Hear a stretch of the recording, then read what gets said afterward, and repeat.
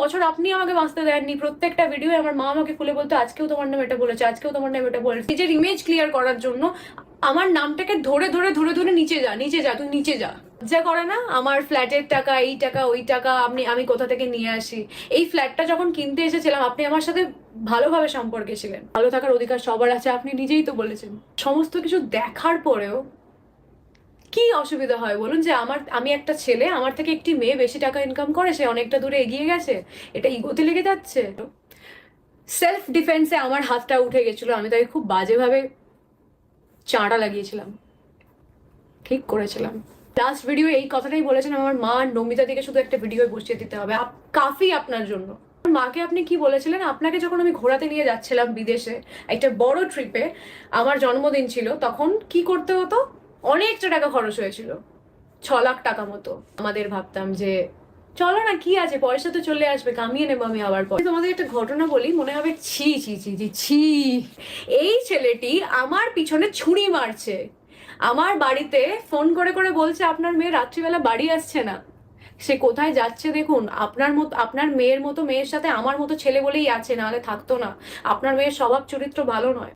আর আমি কোথায় যাচ্ছি? সেই ছেলেটাকে ঘোরাতে নিয়ে যাবো বলে টাকা ইনকাম করতে যাচ্ছি।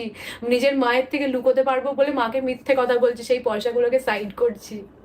বলা হয়েছিল তোমার বোনকে তো রিহ্যাবে পাঠানো হবে, তোমার বোন এত নেশা করে। দেখুন, নেশা করে বানিয়েছি সব, আমি নেশা করেই বানিয়েছি। কিসের নেশায় বলুন তো? জেদের নেশা। দেখলে বেটা, হাই ফাই টা এগুন ভেঙে দিচ্ছি তো হাতি, যাতে আর হাতটা এরকম সোজাভাবে না ওঠে। একটা এপিসোড দেখে আসতে পারো তোমরা, পরপর দুটো। সেলফ ডিফেন্সে আমার হাতটা উঠে গেছিল, আমি তাকে খুব বাজেভাবে চাঁড়া লাগিয়েছিলাম।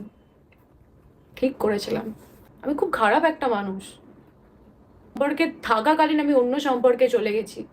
কেন চলে গেছি? আপনার সাথে থাকাকালীন ফার্স্ট অফ অল আমি কোনো অন্য সম্পর্কে যাইনি, আপনাকে ক্লোজার আমি দিয়ে দিয়েছিলাম, আপনার সাথে আমার কোনো সম্পর্ক নেই। তারপর আমি যদি কোনো অন্য সম্পর্কে যেতে চাই, আপনার লুক আউট নয় সেটা। হাই দাদা, আপনার সাথে আমার কিছু ব্যক্তিগত কথা আছে।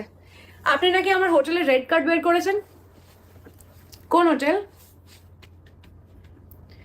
আমার কাছে অডিও রেকর্ড আছে, আপনারা এই কথাটা আলোচনা করছেন।